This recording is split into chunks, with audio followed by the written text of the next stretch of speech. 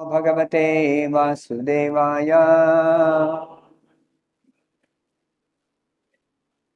ओम नमो भगवते वासुदेवाय।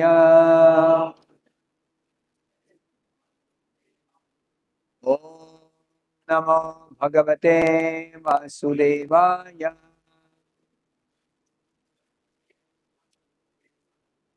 नारायणं नमस्कृत्य नरं चैव नरोत्तमं देवीं सरस्वतीं व्यासं ततो जयमुदीरये। नष्टप्रायेषु भद्रेषु नित्यं भागवत सेवया भगवती उत्तम श्लोके भक्तिर्भवती नैष्टिके। Reading from Srimad Bhagavatam, Canto 9, Chapter 15, Parshurama, the Lord's warrior incarnation. Text number 27. Atha Rajani Niryate, Atha Rajani Niryate, Rama Ashrama Agataha, Rama Ashrama Agataha, Shrutva Tad Tasya Dauratmyam, Shrutva Tattasya Dauratmyam, Chukrodhadir, Chukrodahir Ivahataha, Chukrodahir Ivahataha, Atharajani Niryate, Rama Ashrama Agataha, Shrutva Tattasya Dauratmyam, Chukrodahir Ivahataha,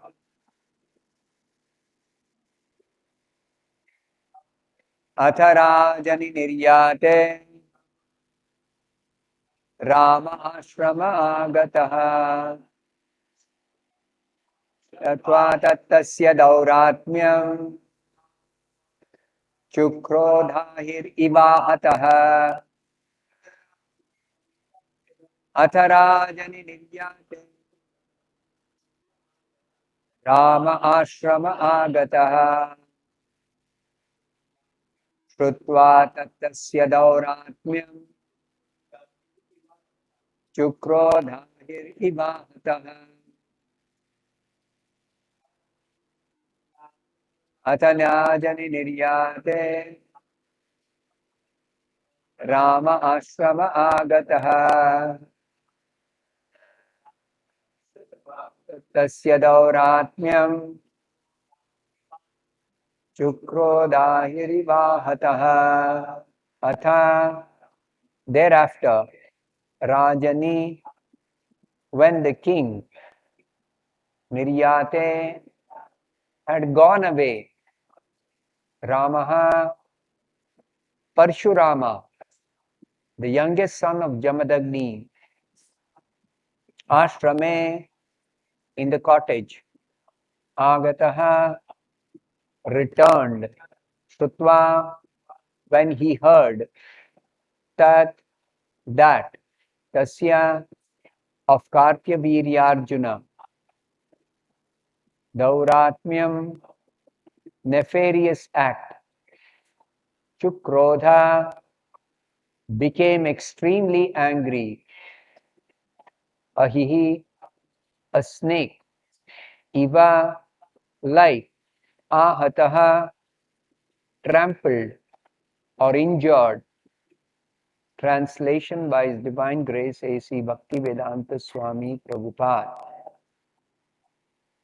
Thereafter, Kartyavirya having left with the Kamadhenu, Parshurama returned to the ashram. When Parshurama, the youngest son of Jamadagni, heard about Kartavirya Arjuna's nefarious deed, he became as angry as a trampled snake. Please repeat this translation after me. Thereafter, Kartavirya Arjuna, having left with the Kamadhenu, Parshurama returned to the ashram. When Parshurama, the youngest son of Jamadagni, heard about Kartavirya Arjuna's nefarious deed, he became as angry as a trampled snake.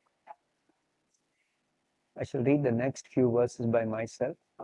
Text 28. Ghoram madaya parashum satunam varmakarmukam anvadhavata durmarsho mrugendra iva yuthapam. Translation. Taking up his fierce chopper. Parashu means chopper or axe. His shield, his bow, and a quiver of arrows, Lord Parshurama, exceedingly angry, chased Kartavirya Arjuna just as a lion chases an elephant. Text 29. Tam apatantam dhruvuvaryamojasa dhanurdharam bana parashwadhayudham aineya charmambaram arkadhamabhir yutam jatabhir dadrishe purim vishan. Translation. As King Kartavirya Arjuna entered his capital, Mahishmati Puri, he saw Lord Parshurama, the best of the Bhrigu dynasty, coming after him, holding a chopper, shield, bow, and arrows. Lord Parshurama was covered with a black deer skin, and his matted locks of hair appeared like the sunshine. Text 30.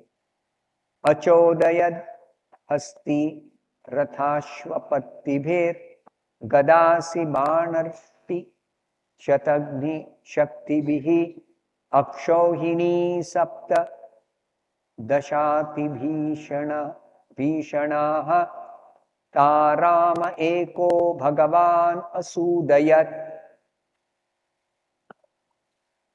Translation.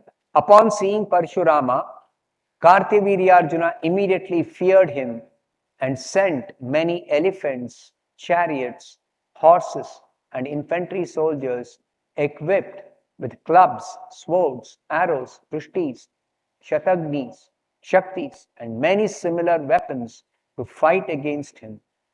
Kartavirya Arjuna sent 17 full akshauhini of soldiers to check Parshurama. Now hear this last sentence. But Parshurama alone killed all of them, one against 17 Akshauhini divisions. And he alone killed all of them. Now what is Akshauhini? Srila Prabhupada explains in the purport. Purport by His Divine Grace A.C. Bhaktivedanta Swami Prabhupada.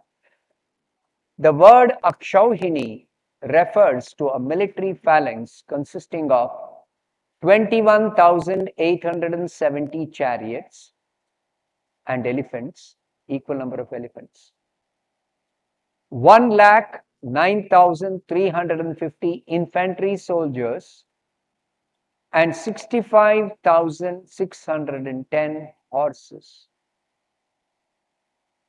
An exact description is given in the Mahabharata Adi Parva, 2nd chapter, as follows. So Srila Prabhupada is backing up this description of Akshauhini with a quotation from the Mahabharata. This is the work of the Acharya. Acharya is very careful to give us everything from the Shastra. Nothing is his opinion or his speculation, his estimation. No. Every single thing is from the Shastra, 100%. So what does Mahabharata say about Akshauhini?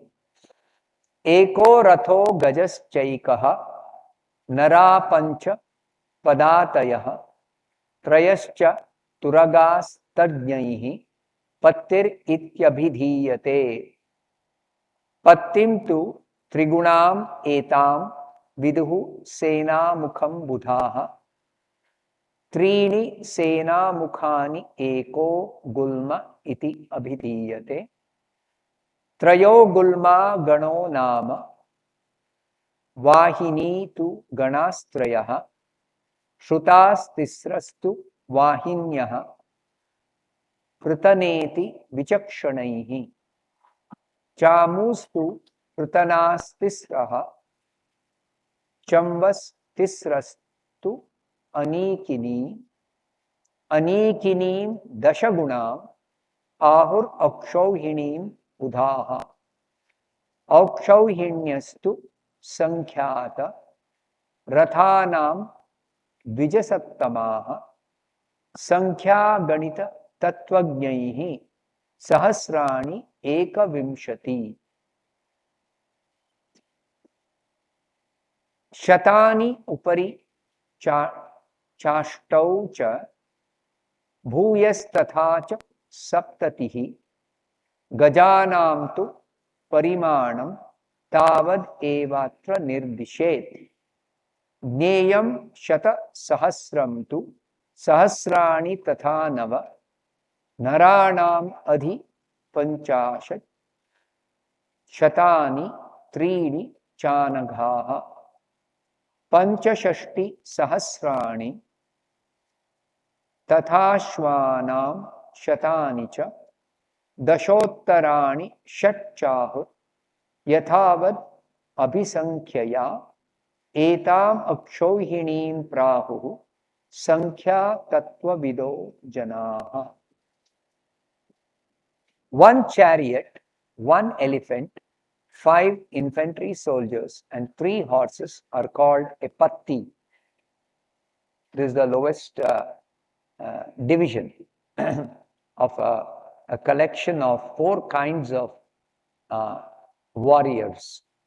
Those fighting while seated on a chariot, those on elephant back, those on horses, and those on foot. So chariot, elephant, infantry means those on foot and those on horseback. 1 chariot, 1 elephant, 5 infantry soldiers and 3 horses are known as patti by those who are learned in the science. The wise also know that a sena mukha is 3 times what a patti is. So 3 pattis make up a sena mukha. 3 sena mukhas are known as 1 gulma. 3 gulmas are called a gana.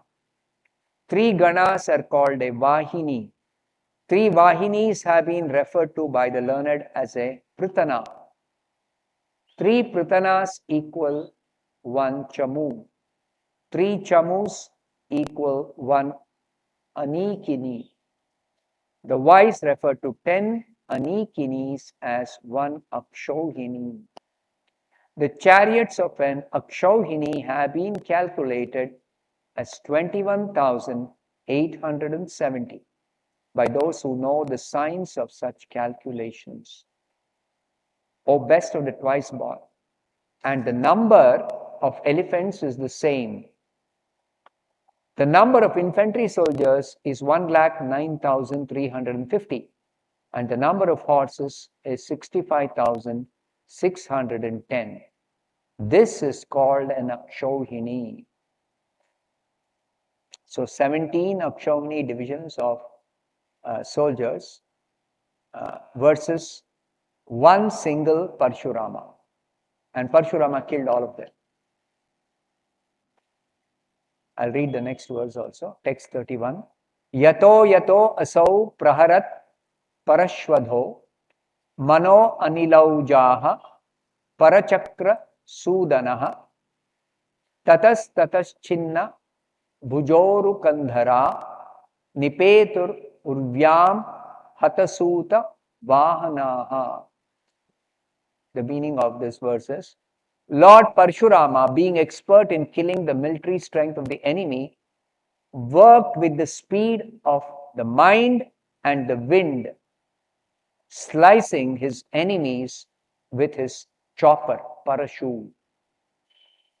Wherever he went, the enemies fell, their legs, arms, and shoulders being severed, their chariot drivers killed, and their carriers, the elephants and horses, all annihilated.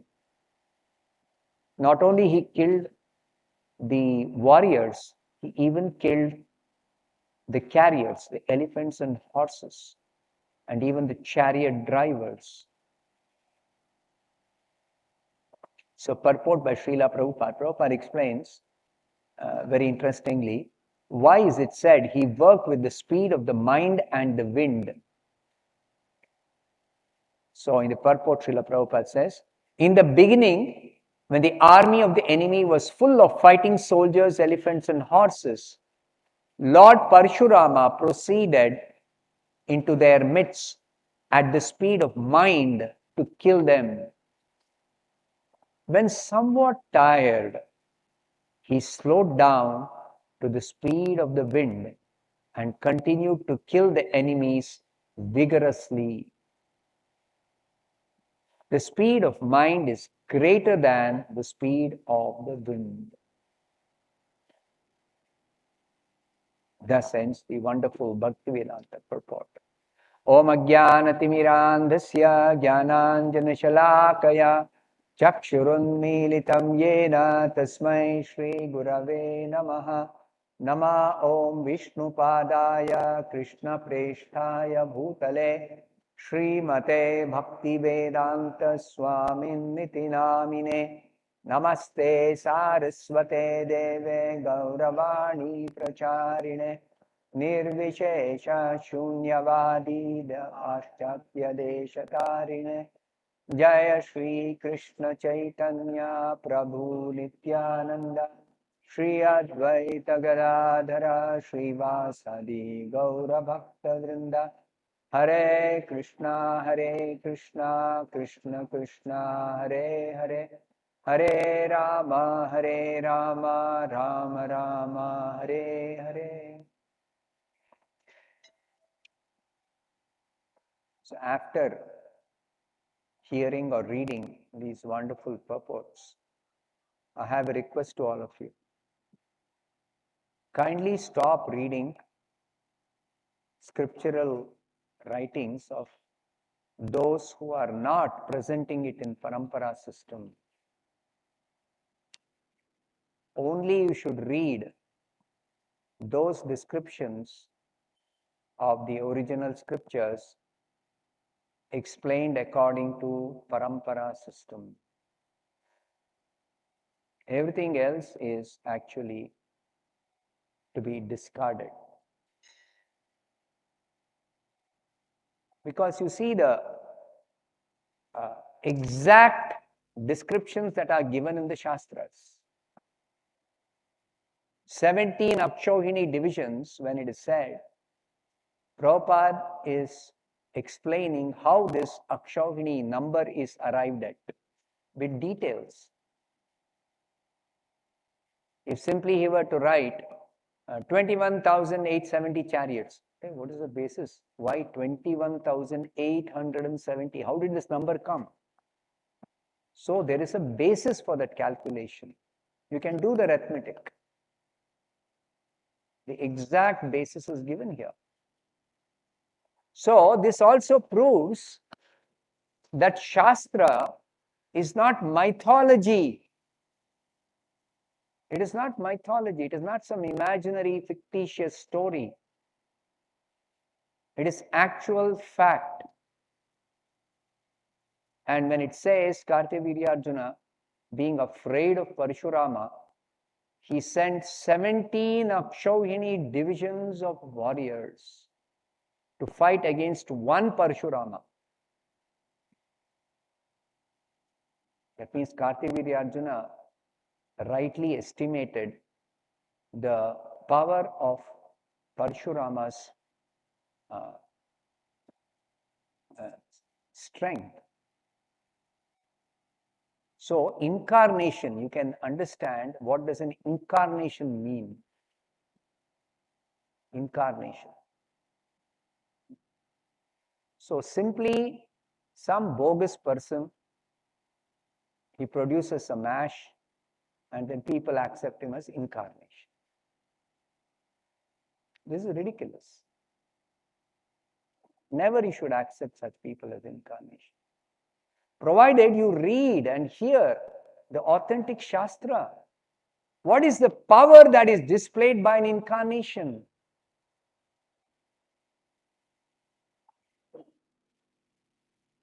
So this kind of description is wonderful. And it will help us properly understand what is the kind of power which is displayed by an incarnation of the Supreme Lord.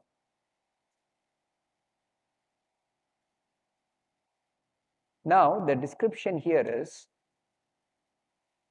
that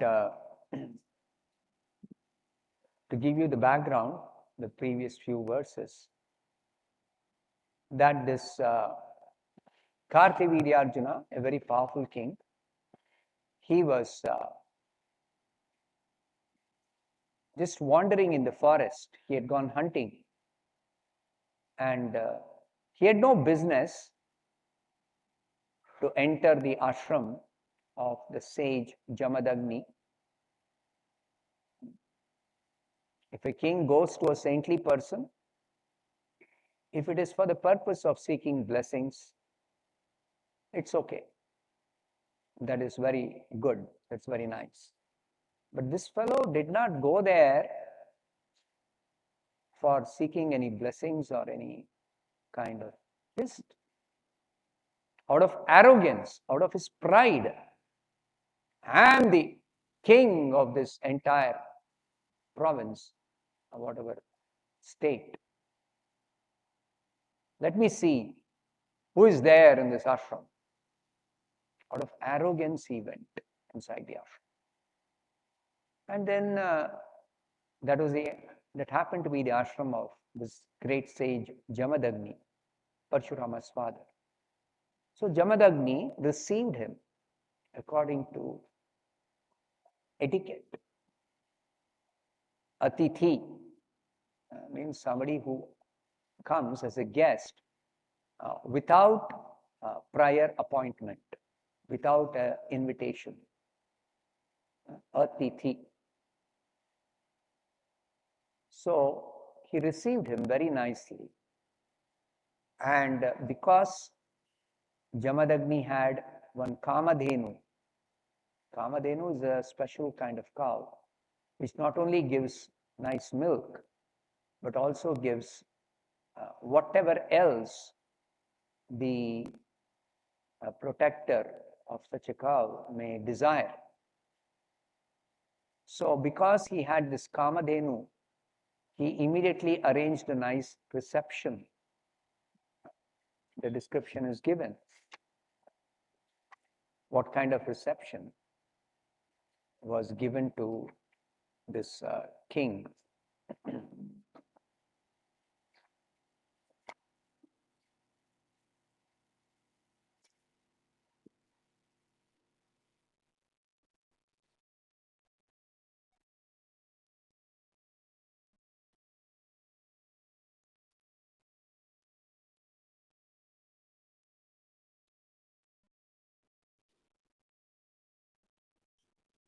So the description is, the sage Jamadagni, who was engaged in great austerities in the forest, received the king very well, along with the king's soldiers, ministers, and carriers.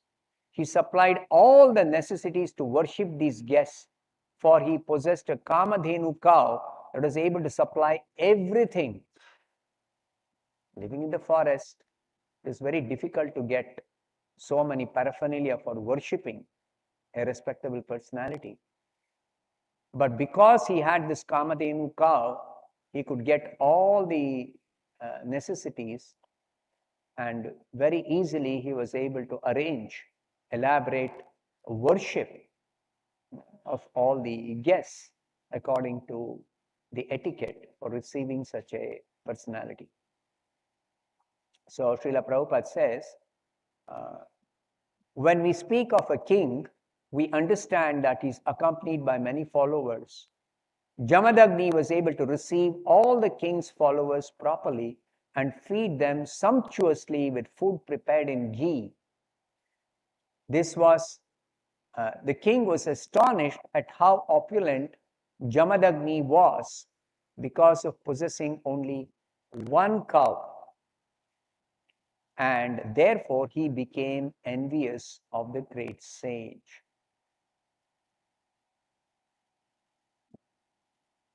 So, he had all the paraphernalia supplied by that Kamadhenu necessary for worshipping, for feeding, for honoring, everything complete.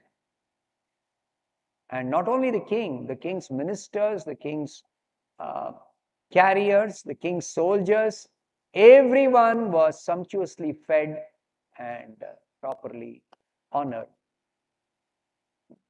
by the sage Jamadagni. So instead of appreciating this gesture, this arrogant, proud Kartavirya Arjuna, he became envious of Jamadagni. This is the nature of material existence. This material world is filled with so many people.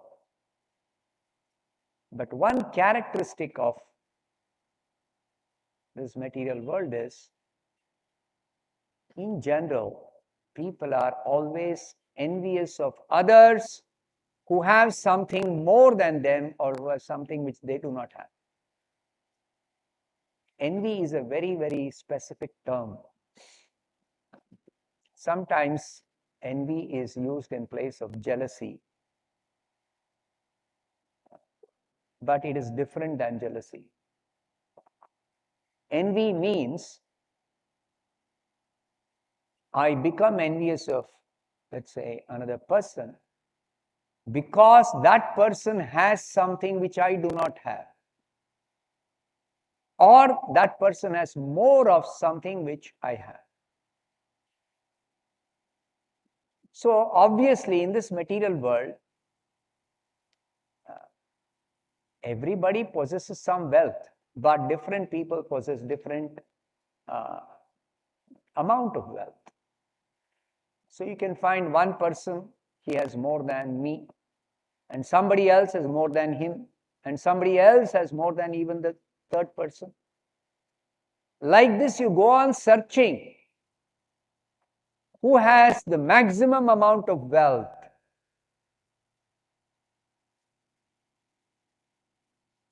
And if you are able to properly search out, you will reach God, Vishnu, who possesses the sum total of all the wealth in existence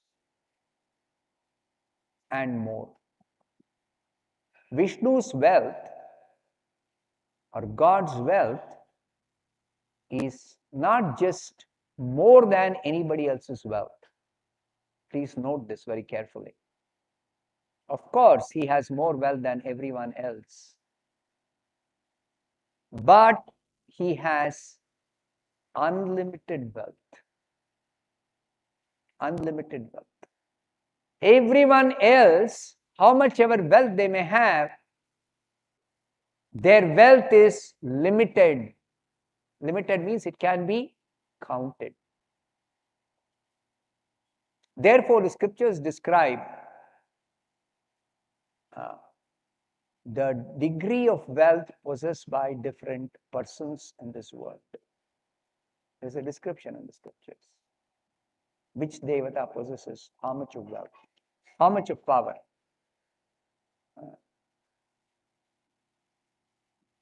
what kind of powers he has. It's all described in the scriptures very accurately. Just one description of the Supreme Lord's wealth is given in the scriptures to help us understand why we say the Supreme Lord, Vishnu, has got unlimited wealth. Now, Lord Vishnu, he awards 5 kinds of liberation to those who desire liberation.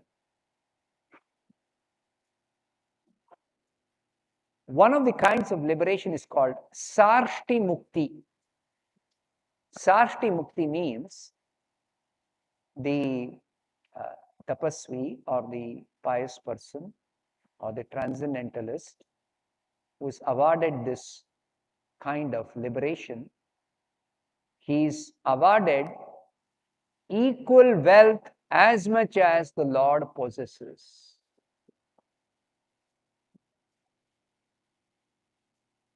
So whatever be that quantity of wealth the Lord possesses, he awards it to somebody whom he gives Sarshti Mukti.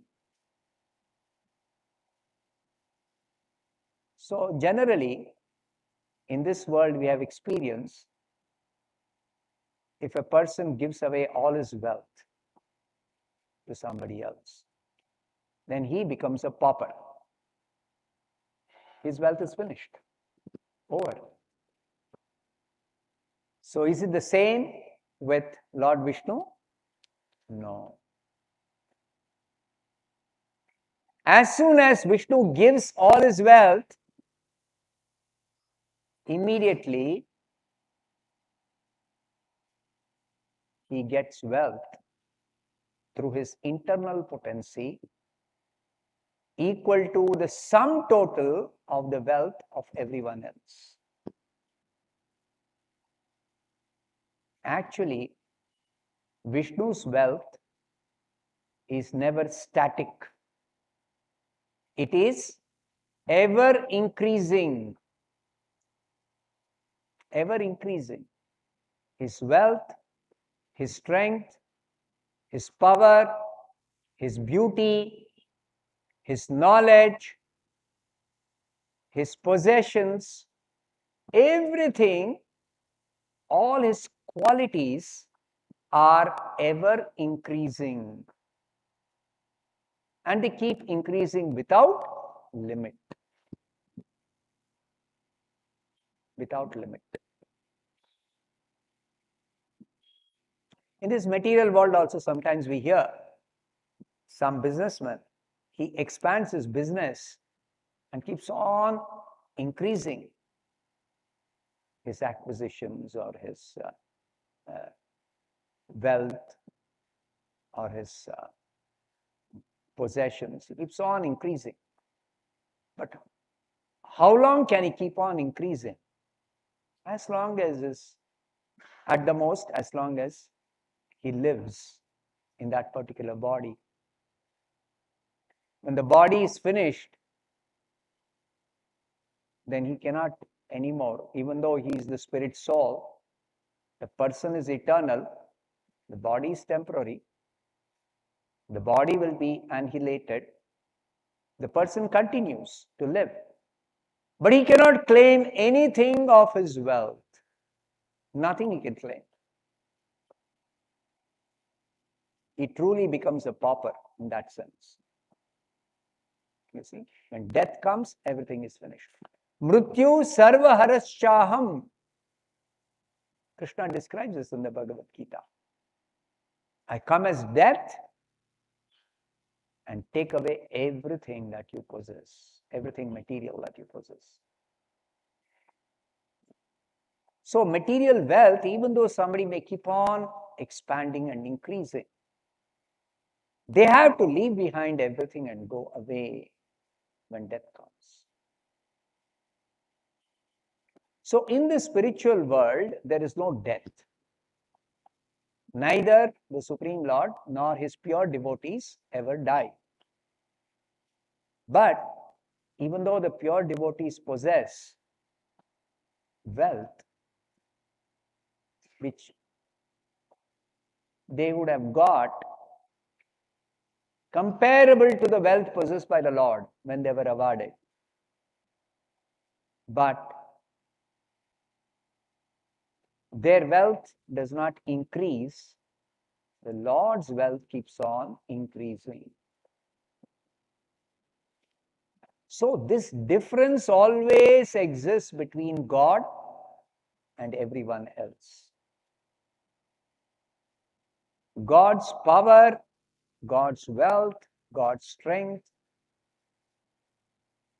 God's knowledge, everything about God is unlimited.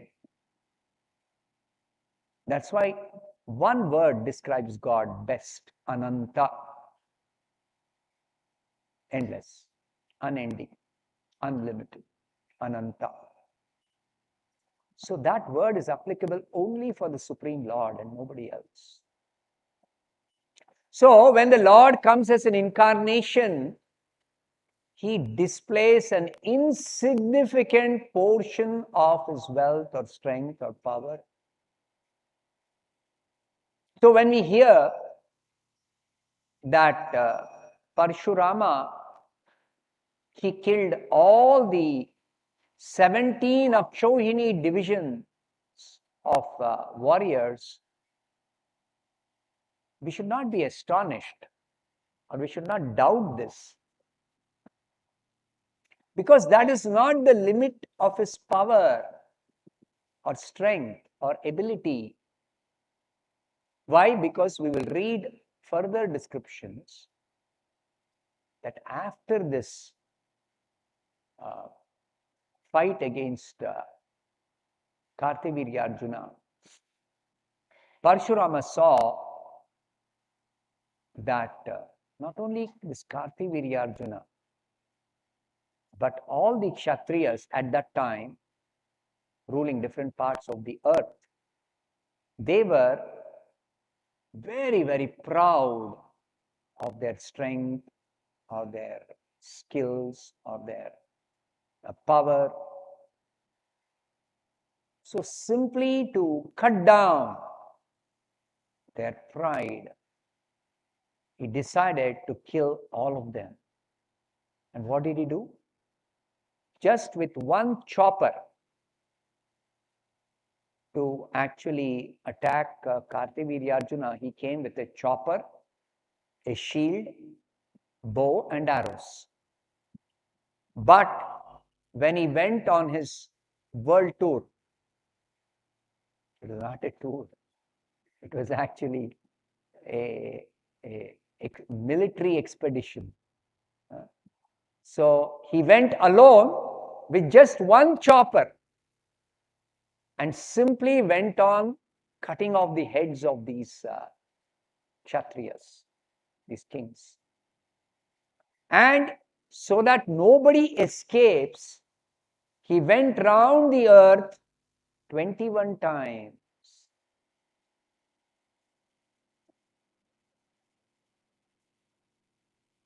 So we should not be surprised, or we should not be doubtful whether somebody can single-handedly destroy 17 Akshohini divisions of warriors. That's why the clarification is given here. The description is, he was working at the speed of the mind. What is the speed of the mind? To understand what is the speed of the mind, Prabhupada gives an example. Like you're sitting in Mysore. Let's say you have got a relative or a friend in America, 10,000 miles away. As far as your mind is concerned, in a very, very, very short time, you can think about that relative. Your mind can shift from this place to that place. It is almost instantaneous.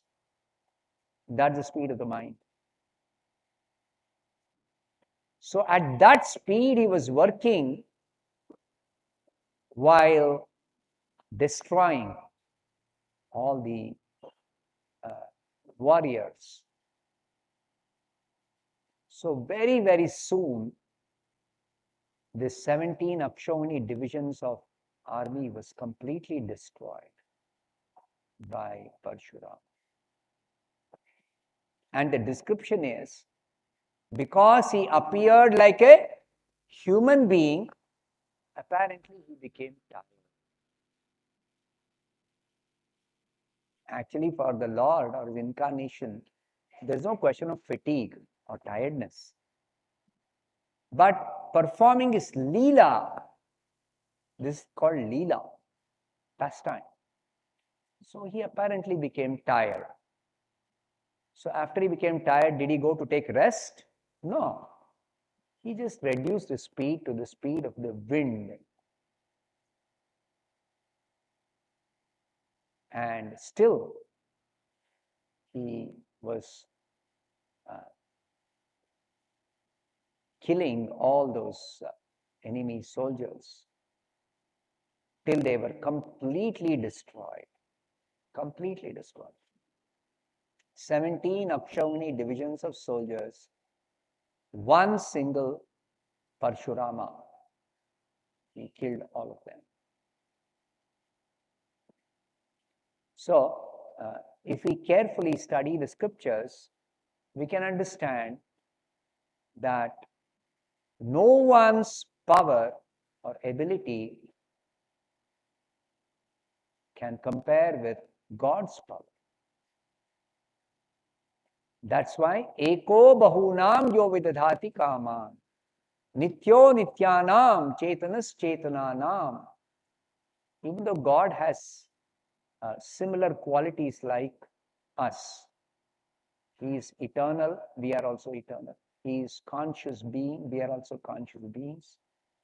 But the difference is he alone maintains all the others.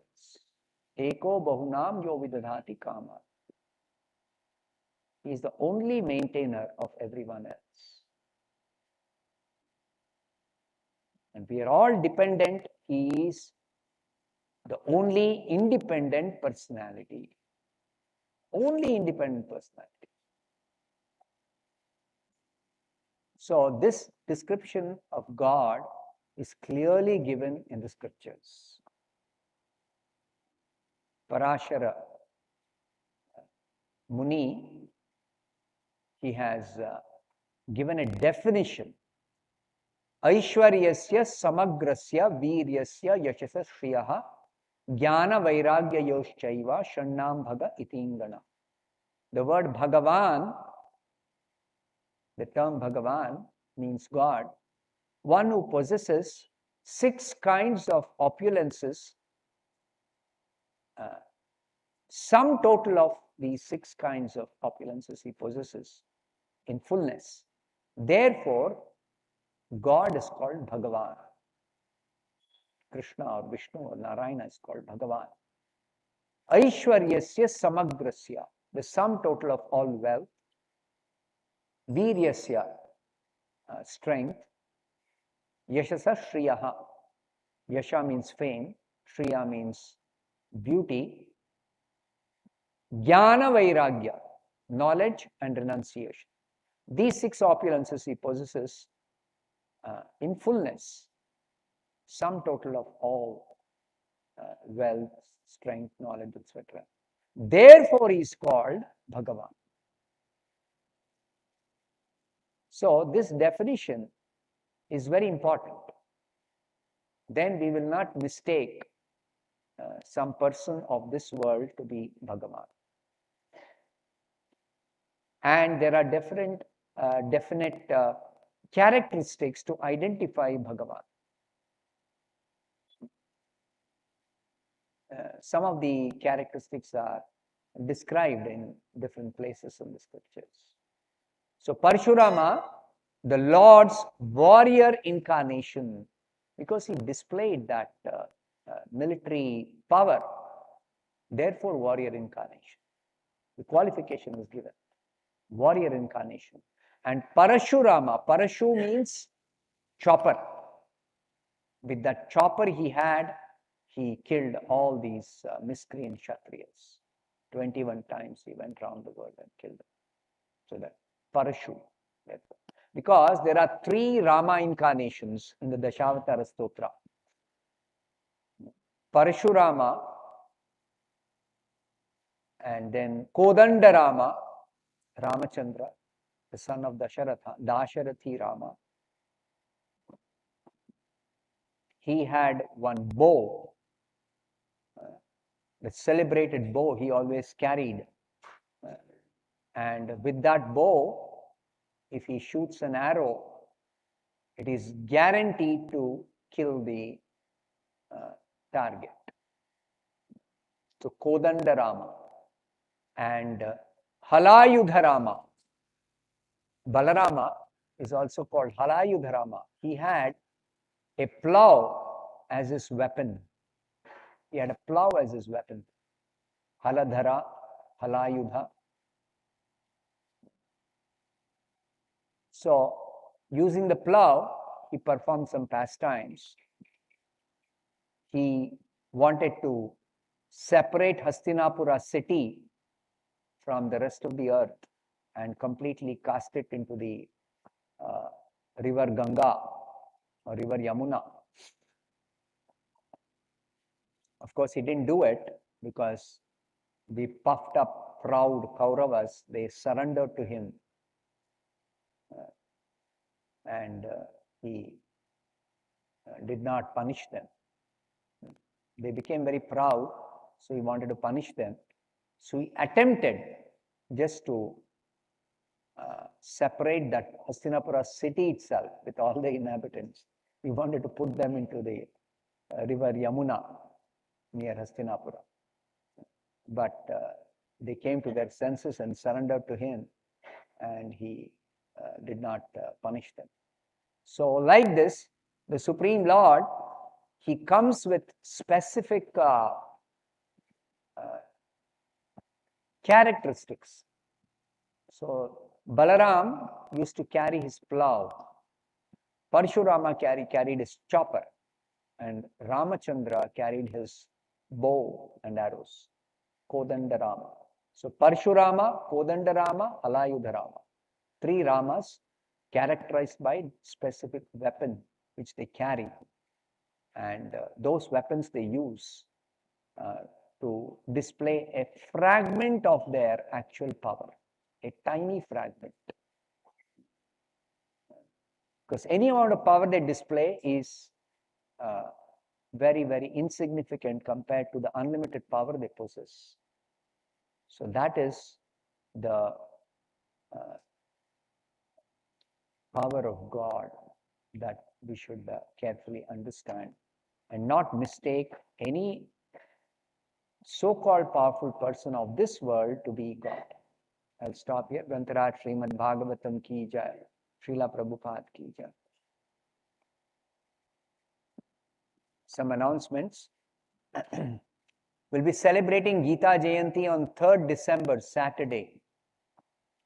It's the advent of Srimad Bhagavad Gita. It's on this day Krishna spoke Bhagavad Gita to Arjuna on the battlefield of Kurukshetra.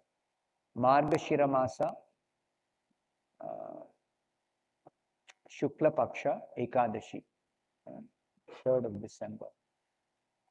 That is the next Ekadashi. Today is Ekadashi, the next Ekadashi. We'll be chanting all the 700 verses of Srimad Bhagavad Gita from 4 p.m. onwards. Book distribution marathon. Will be celebrating Srila Prabhupada's book distribution marathon from December 4th to January 29th, about 2 months. Let's distribute the glorious books of Srila Prabhupada and please him. We'll be having the inaugural ceremony on December 4th. Harinam Festival. We'll be celebrating Harinam Festival on January 1st, 2023. It's a 12-hour kirtan organized for the pleasure of their lordships. We'll be having kirtan from 8:30 a.m. to 8:30 p.m. 12-hour kirtan. Then we'll be celebrating Vaikuntha Ekadashi on January 2nd, 2023. That's a Monday. This is the day when the great devotee in Amalvar entered Sri Vaikuntha Dhama, and the Lord personally received him at Vaikuntha Dhama. It's called Vaikuntha Ekadashi. Then we'll be celebrating Krishna Balaram Rath Yatra on January 7th, 2023. The Ratha starts from palace grounds and will conclude at our temple, like our olden days before pandemic, the way we used to celebrate, same way we'll celebrate. Volunteer services for Vaikuntha Ekadashi and Rath Yatra request devotees to register their names at the temple book counter for volunteer services during Vaikuntha Ekadashi and Rath Yatra festivals. Hare Krishna. Srila Prabhupada ki jai.